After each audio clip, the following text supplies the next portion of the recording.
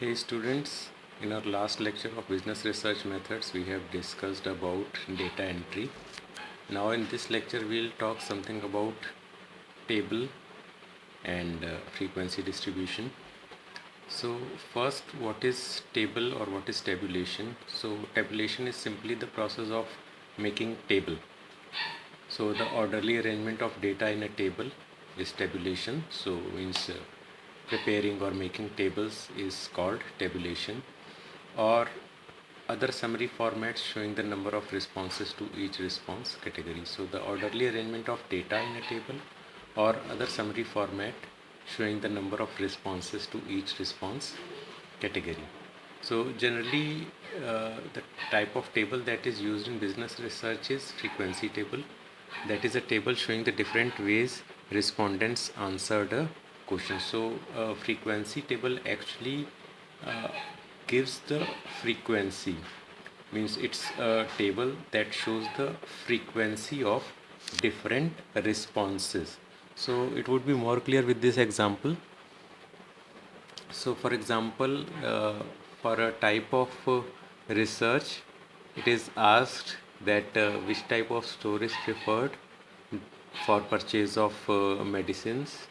So the options were drugstore, convenience store, grocery store, specialty, or others. So this frequency table shows that 50 respondents said that drugstore is the most preferred store for medicine purchase. 225 respondents said that it is convenience store which is most preferred. 175 said grocery store, 35 said specialty, and 15 said other. So this is a frequency table, a table that shows the frequency of different responses. So the responses were drugstore, convenience store, and so on, and then frequency is shown in frequency column. Then the total is 500, so percentage can also be calculated in this frequency table: 10%, 45%, 35, and so on, and cumulative percentage is also shown in this table. So this is a simple form of frequency table.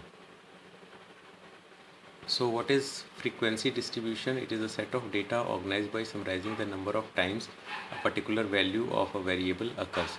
Just same as frequency table, the frequency distribution that shows the number of times a respondent has chosen a particular variable. So it is frequency distribution. And percentage distribution, as it has been shown in the previous example, a frequency distribution organized into a table, and it could also be organized into a graph that summarize percentage values associated with particular values of a variable. So this is a type of frequency table as well as percentage table. So this is also frequency table or percentage table are the form of frequency distributions and percentage distributions. So further example, for frequency distribution of deposits, these are, for in this case these two tables are separate. Two different tables shows the frequency distribution and percentage distribution. In our earlier example, we have shown frequency distribution as well as percentage distribution in a single table, but in this example the frequency distribution is shown in the first table and percentage distribution is shown in the second table. So frequency distribution can be shown or percentage distribution can be shown using these type of tables as well as using graphs. So whether we use table or we use graph, it is frequency distribution or percentage distribution, and when it is a table we call it frequency table or percentage table. Next topic that needs to be covered is cross tabulation. It is the appropriate technique for addressing research questions involving relationship among multiple less than interval variables. results in combined frequency table displaying one variable in rows and another in columns.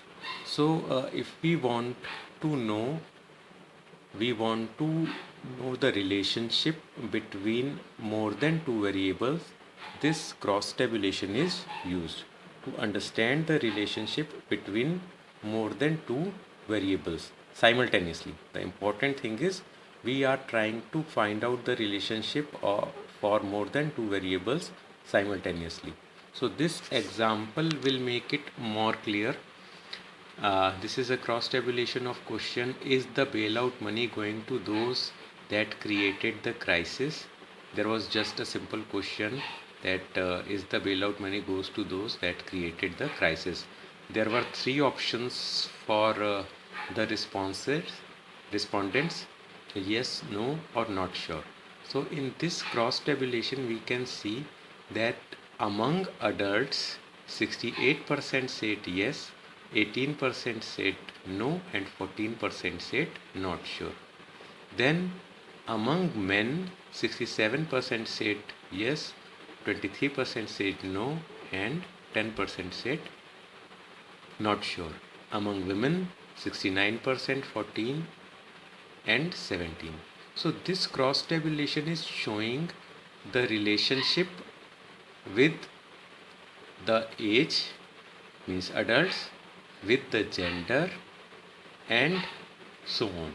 So in age group we can also again see that out of 5 subgroups of ages, then 18 to 29 age subgroup says 65%, 27%, and 8%.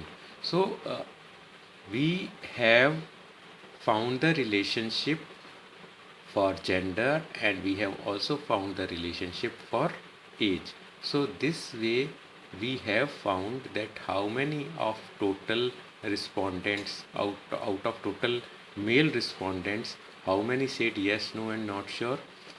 Of total women respondents, how many said yes, no, or not sure. Of total respondents, how many respondents of age group 18 to 29 said yes, no, or not sure, and so on. So we can see that along with the total number, which is total first column, total adults 68, 18, and 14, along with total numbers we can also see that depending on their gender and depending on their age, how many percentage of respondent have respondent responses are clear.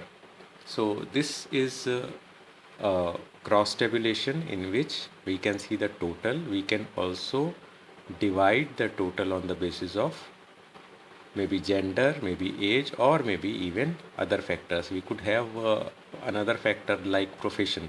So out of total respondents, how many students have given which responses, how many businessmen have given which responses, and so on. So that's all for this lecture. Thank you.